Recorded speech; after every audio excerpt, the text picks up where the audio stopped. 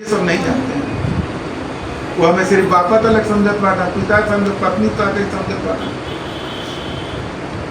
तो जो संत फकीर होते हैं तुरंत माफ करा ना। क्यों तुरंत माफ करते हैं? कि पता नहीं अगला सांस हमारे अंदर जाए कि नहीं, हमारा सांस छूट जाए तब पहले तुरंत माफ करिए। माफ करने की ताकत सिर्फ दो ही लोगों में है, एक परमात्मा में है और एक सच्चे गुरु में, और किसी में नहीं। आप लोग देख लीजिए, माफ नहीं करते हैं, हम लोग माफ नहीं करते हैं। अगर वो रोशनी है तो तुरंत माफ करिएगा। आखिर तो ईश्वर का है, बस वही माफ करता है, और तो किसी ताकत ही नहीं कि माफ कर पाए। मेरे रूहानी मुसाफिरों प्रकाश की ओर, अभी हमने जाना कि गुरुमुख होना क्यों जरूरी है, मगर अब हम उस मंजिल की बात करेंगे कि एक शिष्य अपने गुरु के हाथ में हाथ देता है। क्या तुम जानते हो कि उस पल तुम्हारी रूह के साथ क्या होता है? शिक्षा हमें बताती है कि गुरुमुख होना दरअसल रूह का नया जन्म है। जब हम सच्चे गुरु से गुरुमुख होते हैं ईश्वर को पाने के लिए, तो मेरा एक जन्म होता है। जैसे आप माताओं एक बच्चे को जन्म देती है तो उस बच्चे का ही जन्म नहीं होता, आपका भी जन्म होता है। लेकिन आप लोग अपने को जान नहीं रहे हो, अपने शक्ति को पहचान नहीं रहे हो कि आप ही देवी हो, आप ही दुर्गा हो, आप ही सरस्वती और लक्ष्मी हो। लेकिन कमर के नीचे के टेस्ट में रहने के नाते हम इसके ऊपर नहीं चल रहे हैं। इसलिए आप लोग अपने को नहीं जान पा रहे कि हम क्या हैं। सोच लो, आप लोग एक बच्चे को जन्म देते हो तो हम लोग को तो इतना चर्बी अगर पेट में आ जाए तो कहीं अपेंडिक्स हो गई, ऑपरेशन कराओ।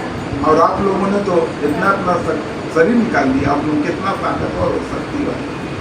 आप लोग अपने को पहचानो और जानो कि आप कौन हो। तो जिस दिन हम गुरुमुख होते हैं उस दिन हमारे रूह का जन्म होता है। अगर आप शरीर के चक्कर में, रूह के चक्कर में नहीं, तो गुरुमुख होने से कोई फायदा नहीं होता।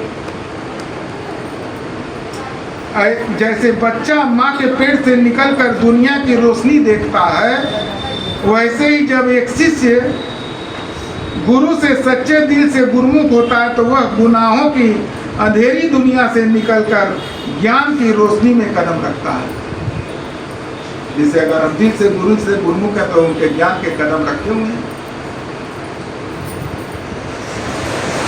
सदगुरु बेनजीर शाह कादरी अपने प्रवचन में एक ऐसी, गुरु जी के नाम है, राज बयान करते हैं जो दिलों को खफा देता है। खफा देना मतलब खिला देता है, जोड़ देता है। आप फरमाते हैं कि जब गुरु सरकार यानी गुरु शिष्य यानी शिष्य का हाथ पकड़ता है तो दरअसल उसके दिल की, मुर्दा दिल की चिंगारी को अपने नूर से जिंदा कर देता है। एक चिंगारी उनाई देना। जब वो सच्चा गुरु अपने गुरु को, शिष्य को गुरुमुख करता है तो एक चिंगारी ना देता कि अब इसको तुम करते रहना। अब अगर उन्हें कर रही तो क्या हुई? तो आगे कहा है, जो सदियों से गुनाहों की राख के नीचे दबी हुई थी। ये वो पल होता है जब आसमान से फरिश्ते यानी पवित्र आत्माएं उतरते हैं और तुम्हारी रूह की इस नई शुरुआत पर गवाही देते हैं। जब हम आपके माता पिता को गुरुमुख करते हैं तो बाबा की रूह वहाँ रहती है, हम गवाही देते हैं कि बाबा हम इसको आपके हवाले कर रहे हैं। तो लोग पूछते हैं कि क्या एक पल में किस्मत बदल सकती है? भाई क्यों कही कि क्या तुरंत किस्मत बदल जाएगी? तो फिर वो अंधा बात तो कहीं दिखाई पड़ी, तो फिर आँख हुई तो दिखाई पड़ी।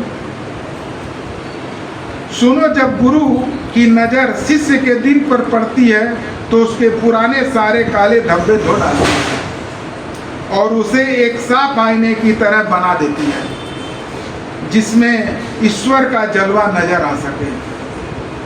गौसे आजम सरकार का यानी महागुरु का एक और फरमान है जो आज के दौर के दिखावे वाले गुरुओं के लिए एक सबक है।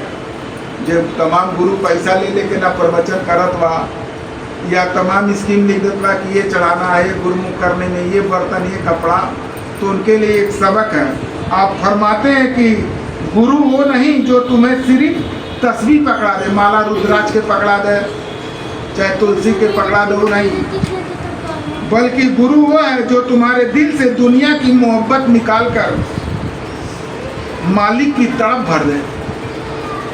अगर हमारे अंदर मालिक के तरफ नहीं बा, हर सांस पर जाप करे कोशिश नहीं कर पड़ी तो थोड़ा फायदा नहीं।